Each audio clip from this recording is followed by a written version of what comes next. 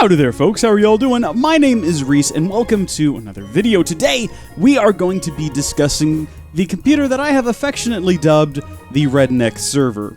You could argue that it's more of a NAS unit, but we're going to call it the Redneck server. We're going to show you what it is, explain why I built it, how I built it, what purpose it serves, and talk about potential upgrades that I'm looking to make in the future. Now, I know most of you probably saw the thumbnail and thought, I want a better look at this ridiculous looking thing, so I'm not going to waste your time. Here is some footage shot on an iPhone in my dark garage, so the quality is not going to be that great. But then again, the build quality of the system isn't that great. Let's just have a look at it, shall we? Now, it might look like it was all haphazardly thrown together, and while I would like to say that was by design, it kind of wasn't. I was certainly trying to make this practical and not necessarily aesthetic, but I'll be honest, I could have done a much better job making it look nice. However, that kind of would go against the build ideology that I had going into this project. Now let's stop looking at this horrible thing and discuss why it exists. So in April of this year, tail end of April, early May, it started to heat up. I live in Southeast Texas, and it gets pretty hot here, and I was trying to save money on my usual really high electric bill.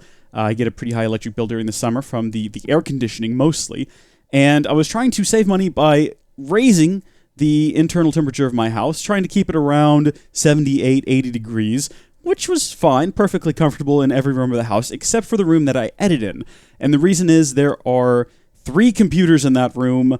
There are all of my gaming consoles, which granted are turned off when I'm editing because they're not in use, but there's also a 10 gigabit network switch, there was some NAS units, there were some Thunderbolt enclosures. There's a lot of things in that room that generate heat and make it very uncomfortable to sit in for long periods of time, and because I have an older central AC system, it doesn't check each individual room for temperature and then average out or specifically target rooms. Whichever room the thermostat is in this case the room with the actual controller, that's the room it is looking at. That's the room it's targeting for cooling. And once that room reaches its desired temperature, let's say 78 degrees Fahrenheit, it cuts off. And if there's a hot spot in the house, like a room full of computers, that room just stays a bit warmer than every other room. I did sort of alleviate this by adding an additional return air vent to that room, so it actually sucks out a lot of the hot air, and, well, in addition to putting in cold air, and that helped quite a bit. But I wanted to take it a step further. I wanted to remove some of the devices that were using electricity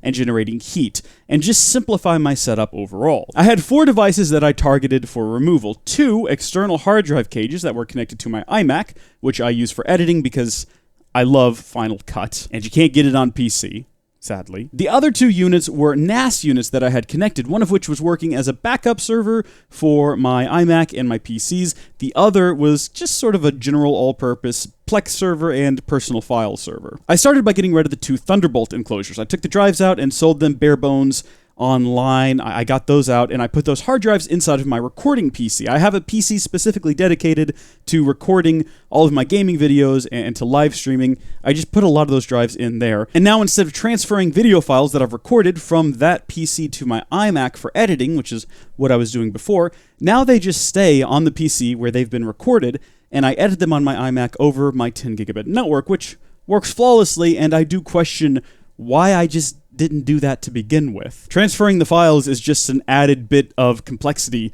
that is unnecessary, and while it's great to have them redundant in 2 different locations, I've managed that inside of the one PC. I have a scratch disk where I do my recording. As soon as I'm done recording, I transfer those within the same PC to a RAID array that I edit off of on my iMac. So that completely eliminated the need for those 2 Thunderbolt enclosures. Those were 2 pretty big devices that drew power. They had their own fans. They pumped heat into the room. It helped a little bit. Next were the 2 NAS units. Now, I thought about integrating the NAS units into my Capture PC as well, and using my Capture PC as a Plex server and a backup location, but I wanted to have that stuff on a completely separate system. I didn't want my Capture PC, if I was in the middle of a live stream, to also be doing Plex-related tasks. Not that I would be watching Plex while recording, but, you know, I just wanted to keep that separate. And then also having a backup in the same computer that it was backing up just didn't seem safe at all. So I wanted to move the local backups offsite. And yes, I know online backups are a thing, but I have very slow internet where I live. I have a limited bandwidth that I can use, and getting those files back offline would also take a very long time. Having a local backup for quickly restoring those files is nice. You should always have an offsite backup, I realize, but a local backup is also important to me personally in case I have a hard drive go down or something and I need to get the files quickly, just having them in the same house is a nice peace of mind, convenient thing for me. So I needed to have a new computer, that would work as a Plex server and a backup server. However, I had no money, so I decided to embrace my heritage. I was born and raised in Southeast Texas. This is prime redneck territory, and if you've never met a redneck, they are hoarders. They hold on to things that they may never use again, and the reason is, you never know when you might find a new use for an old item. You never know when you might be able to integrate a winch that you took off of your truck onto your four-wheeler, and I don't know, drag things around. I'm trying to come up with examples, nothing's coming to mind. In any case, I was born and raised around people who would recycle and upcycle otherwise not necessarily useless, but out-of-use products. Nothing gets thrown away if you think you might be able to use it in some way, and they've made TV shows about these people who have yards full of garbage, but I'll tell you what, that ideology certainly came in handy when it came time to build this server. I put all of this together, and the only thing I had to buy were the dowel rods that I'm using to hold the hard drives. I didn't want the hard drive sitting on a piece of wood, so instead I've got them on dowel rods. That way there's a lot of clearance underneath them for airflow and cooling. That cost me about $5, and that's the only money I spent. Now, I don't mean to imply that I got all of the other parts for free. I had to buy them at some point in the past, but I didn't buy them for this project. I bought them for other projects, and they got used, and then they went out of use, and they ended up either in the closet over there, or in various bins. They were gathering dust, and I decided to bring them all together and give them new life. So let's talk about those components. The hard drives obviously came out of the NAS units that I retired and sold. The boot drive is a separate SSD. I didn't want it connected to the hard drives because they're all going to be ran in RAID, and you really shouldn't put your boot drive on a RAID array. It's just not a good idea, or rather you shouldn't use a RAID array as a boot drive. So I already had an SSD with Windows 10 installed. Yes, I realize I could have used FreeNAS or Unraid, but we'll explain why I didn't in a minute. In any case, the motherboard and the hard drive with Windows installed and all the drivers for the motherboard were already in a unit together along with the CPU I'm using for this build, which is sort of a potato. See, I bought this board. It's an AM4 board, and it's a pretty decent one. I got it next to nothing on Amazon because it was an open box Amazon warehouse deal. And the great thing about Amazon is if you buy products that just don't work, they're pretty good about giving your money back fairly quickly. So I bought that with quite a bit of confidence, and it's worked out flawlessly. But at the time I bought it, it is an AM4 board.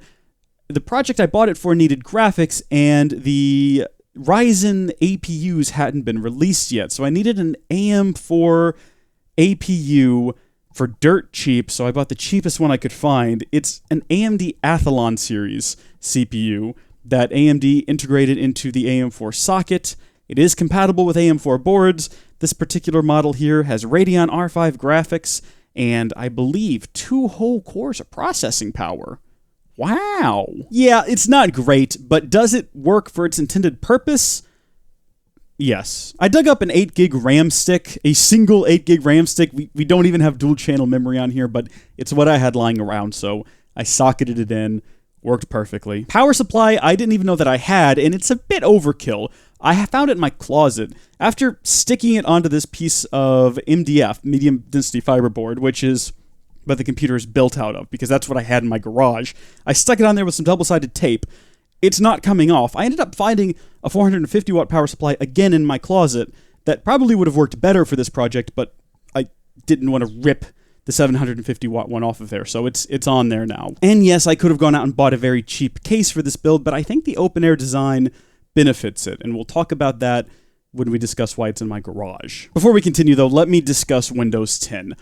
I was going to use FreeNAS, and I still want to use FreeNAS. However, there were a few reasons I didn't. Firstly, I already had Windows installed on the SSD, and all of the drivers for the motherboard were installed onto that SSD. Second, FreeNAS doesn't really play well with AMD CPUs. It works, just not super well. Third, there is a other purpose that I want to use this server for. One that I didn't originally think of when I started building it, but one that came up a little bit later that requires Windows. We'll discuss that in a minute. With all this in mind, I just left Windows on there, and I got it all set up and working fine, and it works flawlessly. As far as backing up, it backs up my iMac and my PCs, no sweat. It does it every night between the hours of 12 a.m.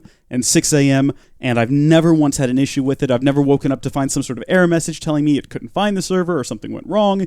The backups are there, they're accessible. That part works perfectly. Plex streaming is also perfect. I can watch locally at original quality, or I can go somewhere else. I can watch it on my iPhone at work, which of course I'd never do, or I can stream it to my parents' house. It does transcoding just fine. However, this is very important.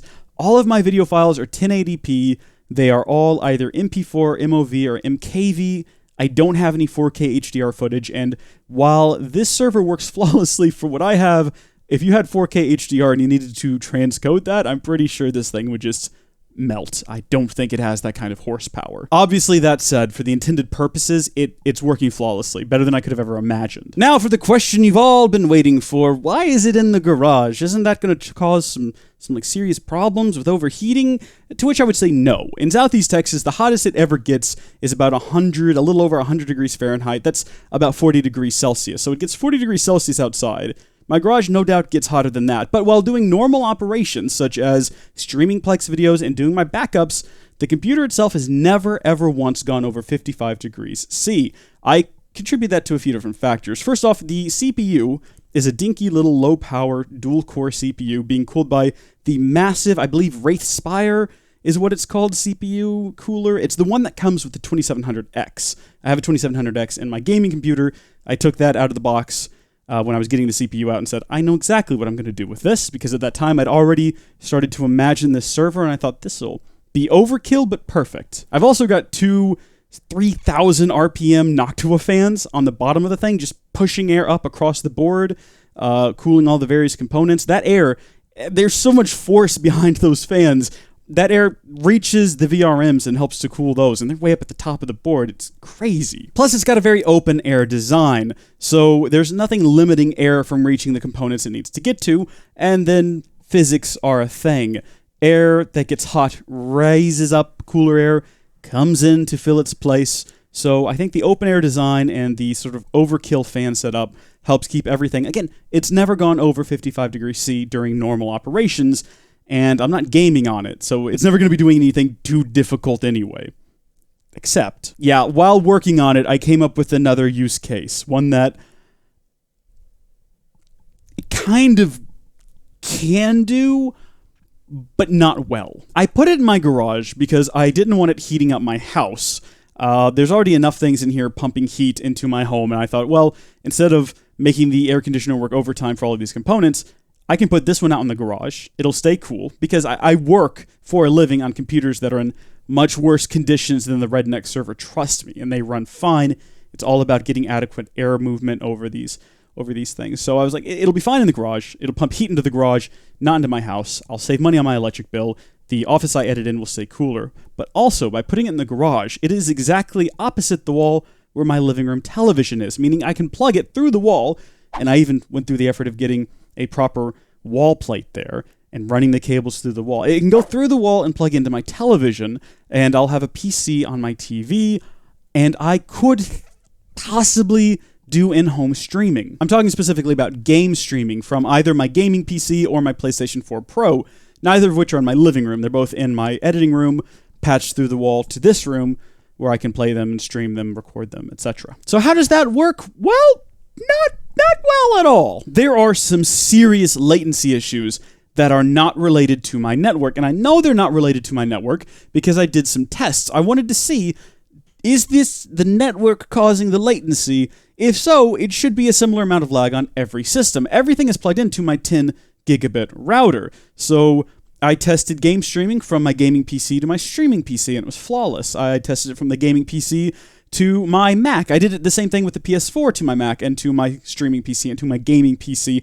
All of that was flawless, but for some reason, even though the distance is greater and the wire connecting the Redneck server to my 10 gigabit switch is longer, even with that in mind, there was so much more latency that I finally figured out it's got to be something other than the network. And before you ask, no, it's not my TV. I specifically bought the Vizio TV that I use in my living room because it has low input lag, and I tested that by plugging things directly into it, and there's no perceivable input lag. Now, I'm no MLG Pro gamer, so obviously, if you are, you'll want a proper monitor, but this TV is great for low input lag. It's unnoticeable when I'm playing. So all of this to say, it's gotta be the computer. Steam even has built-in tools for looking at your latency, and it is saying that the input from the controller and the time it takes for that to happen to when I see things change on screen is low. It says